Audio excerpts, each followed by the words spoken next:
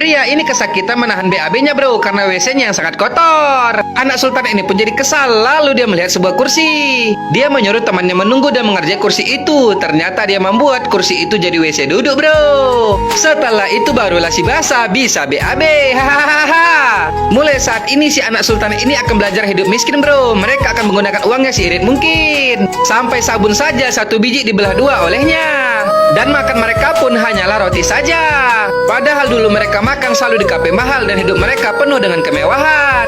Tapi sekarang semuanya berubah 1700 derajat. Anak sultan ini tinggal di rumah yang kecil dan membersihkan rumahnya sendiri. Seumur-umur dia tak pernah menyuci baju, tapi sekarang dia harus mandiri karena uang yang diberikan oleh ayahnya hanyalah sedikit bro. Jika kepanasan saja mereka pergi ke ATM untuk menikmati AC-nya, tapi mereka diusir oleh sapam. Nah tengok tuh bro, inilah yang dinamakan roda berputar. Dulu bajunya mahal-mahal, sekarang membeli baju rombengan. Semua itu dilakukan agar mereka bisa hidup seirit mungkin. Tapi meskipun begitu, untuk 1 bulan uang mereka masih tak cukup juga. Mereka pun jadi bingung.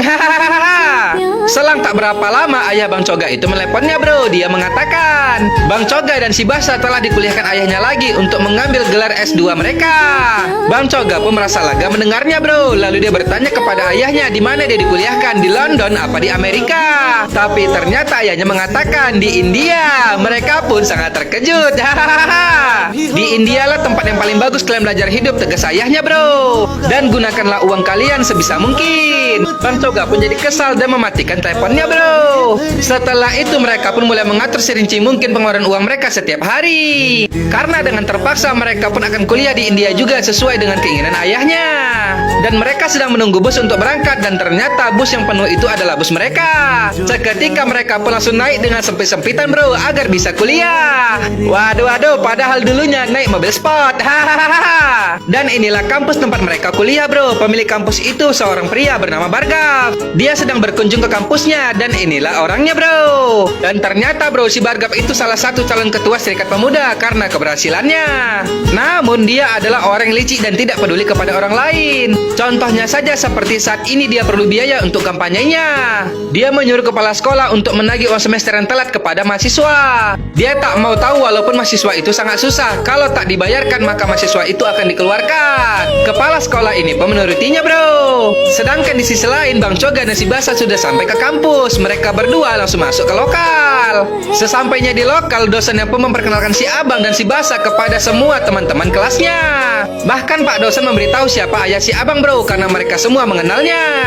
Dan karena si Abang murid baru, Pak dosen pun menunjuk seseorang untuk membimbingnya. Bapak itu mencari seseorang dan akhirnya menunjuk seorang gadis. Ternyata gadis cantik inilah orangnya bro. Si Abang pun kaget melihat gadis itu. Ternyata mereka akan satu kampus. Dan bahkan mulai saat ini dia yang akan mengajari Bang Coga. Wow, semakin menarik ceritanya ini bro. Lalu keesokan harinya gadis cantik itu pun mengajari si Abang pelajaran-pelajaran yang sudah ketinggalan. Dia mengajari Bang Coga dengan serius. Si Abang pun memperhatikannya. Tapi bukan pelajarannya ya bro, melainkan bibir gadis itu yang sangat seksi. Si Abang tidak menghiraukan pelajarannya. Dia hanya menatap keindahan yang ada di depannya itu.